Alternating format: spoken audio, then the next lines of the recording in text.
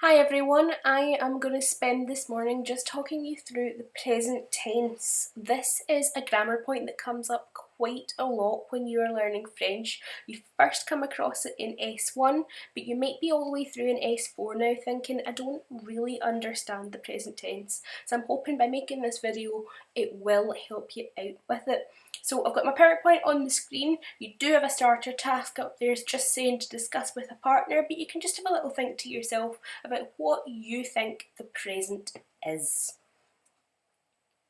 So the purpose of the lesson today is to learn how to form the present tense. So how will we know that that lesson has been successful? Well, I can identify pronouns and verbs, and I can conjugate verbs in the present tense, so I'll talk a little bit more about how to do that as we go along.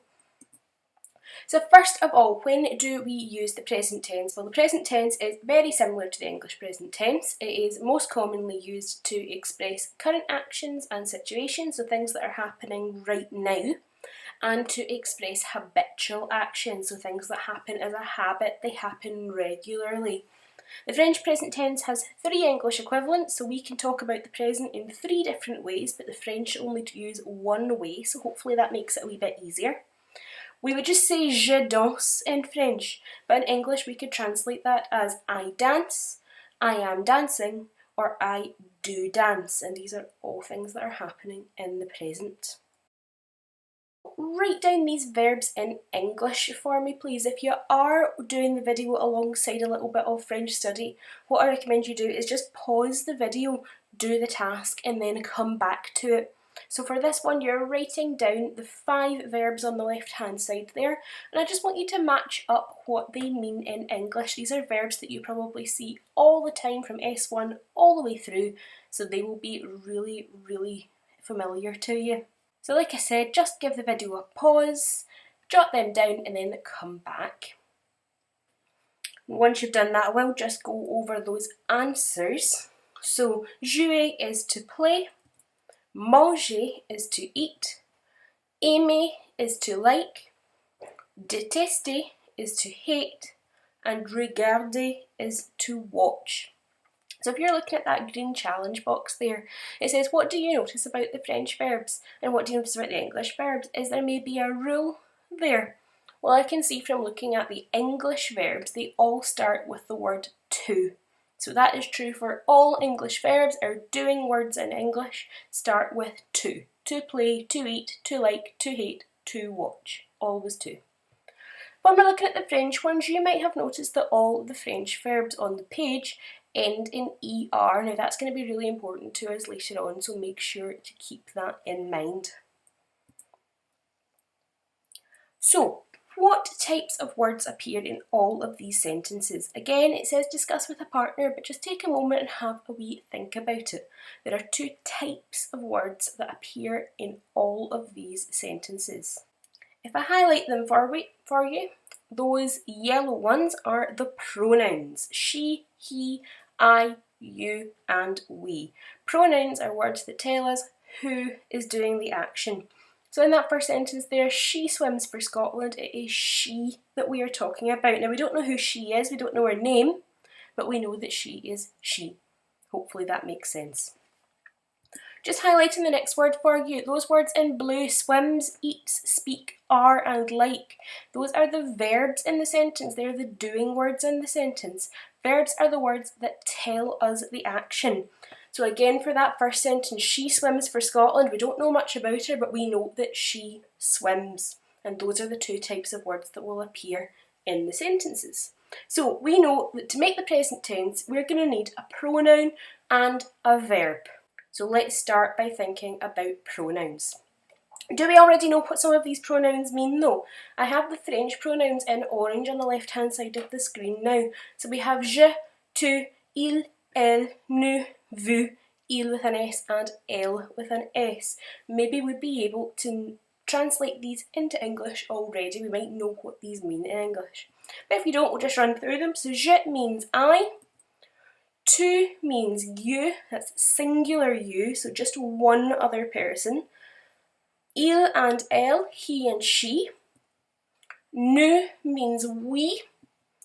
Vous is you plural, so if I was standing in front of a class and I said you, but I'm talking to every single person in the room, it's you plural, more than one person. And we have il with an S and elle with an S. That means they, but you'll remember that in French gender is very important. So you have two words for they, one for when it's all male and one for when it's all female. And remember, if you've got a mixed group of people, then we've got a very, very sexist language because we're going to only use il with an S when we're talking about a mixed group of people. So boys and girls. If you're feeling quite comfortable with these French pronouns, what I'm just going to do now is mix them on up, and again, if you want to pause the video, see if you can match up the French pronouns to the English pronouns. And then you can go back to the slide before or skip back in the video a little bit and make sure that you've got it correct before we move on. So that's the pronoun side of the present tense, but we need to look at the doing word side, the verb side. So I'm going to make it as easy as possible by saying that there are 4 groups of French verb. We have ER verbs, IR verbs, RE verbs, and irregular verbs. Let's start with the regular ones. I'm going to throw those irregular ones away for now and just look at ER verbs, IR verbs, and RE verbs. Let's have an example. It's always easier when you see it with an example. So I've got my ER verb there, regarder. Now, it isn't in a tense just now. It isn't in a point in time. It's not now, it's not the future, it's not in the past. It is currently in its infinitive form. So that's the form that you will find it in the dictionary. What I want to do with that infinitive verb is first of all cut the ER off the end. I don't actually need the ER of an ER verb, so I can just get rid of it. And I'm left with what's called the stem of the verb, and from there I can do some adding. Remember these pronouns we looked at earlier? I'm going to bring them back in now because it depends what person's doing the verb, what it looks like. So with regard, I'm going to bring that down and I want to add an ion for je. So je regarde, je regarde. To regard, that's with an ES on the end though, you just don't hear the S when I say it. Il and elle regarde. Nous regardons, with an ONS on the end. Vous regardez, EZ on the end. And il and elle regarde. We don't hear that ENT on the end there, even though it's there. So, our verb regarder, it means to look at. It could be I who watches TV, so I would say je regarde, but it might be we watch TV, so nous regardons. We hear how that changes a wee bit. This happens exactly the same with IR verbs as well. So my IR verb of choice is finir, to finish. So if I wanted to say I finish, the first thing I'm going to have to do is take that IR off, I don't need it, and I'm left with FIN, the stem of the verb. I want to say I finish, so I need the je, and I want to put IS on the end, je finis. For tu, I put another IS on the end, tu finis. Il and elle, this time it's IT, il, elle finit. It sounds just the same though. Nous finissons. Nous finissons. So ISS, ONS. You're noticing that that ONS ending is still there, but we've added those S's in as well. Vous finissez. Vous finissez. We've got that EZ on the end there as well, so it is quite similar to ER verbs. And finally, il and elle finissent. Il and elle finissent. So again, you don't hear that ENT ending there. Slightly different endings for IR verbs than there are for ER verbs, but it's the same idea where we're taking that ending off and then adding the correct ending on depending on who is doing the action. RE verbs, I'm going to choose perdre. Perdre means to lose. And we're going to do exactly the same thing. So take the RE off, we don't need it, left with the stem, and then add the endings on. Je perds, that's an S. Tu perds, that's an S. Il and elle perd, you'll notice I am not adding anything onto that stem for il and elle. There isn't an ending there. You just take the RE off and you're good to go. Nous perdons, ONS. Vous perdez, EZ. And il and elle perd with an ENT on the end, but remember we don't say it. So those are your endings for present tense irregular verbs. Unfortunately, the only thing you have to do now is learn these off by heart. You need to know how to do this without looking it up in a dictionary all the time or looking it up in a verb table all the time. So let's break it into 2 steps. Step 1, take the ending off of the infinitive verb, so whether that's the ER, the IR or the RE, and add the correct ending for the pronoun. So in the case of ER verbs, that would be E, ES, E, ONS, EZ, ENT. If it was IR verbs, IS, IS, IT, ISS, ONS, ISS, EZ, ISS, ENT. RE verbs, S, S, nothing, ONS, EZ, ENT. The best thing to do is just drill them off by heart until you know them. So you might have seen this as a flower pot in the past. If that is an easier way for you to remember this, then absolutely do it as a flower pot. It's the same idea. You have planted that infinitive verb in your flower pot, then you have cut off the ending to make the stem of the flower, and then for each petal the pronoun has a different ending and the endings go on your petals. So if you remember it like that, that's absolutely fine.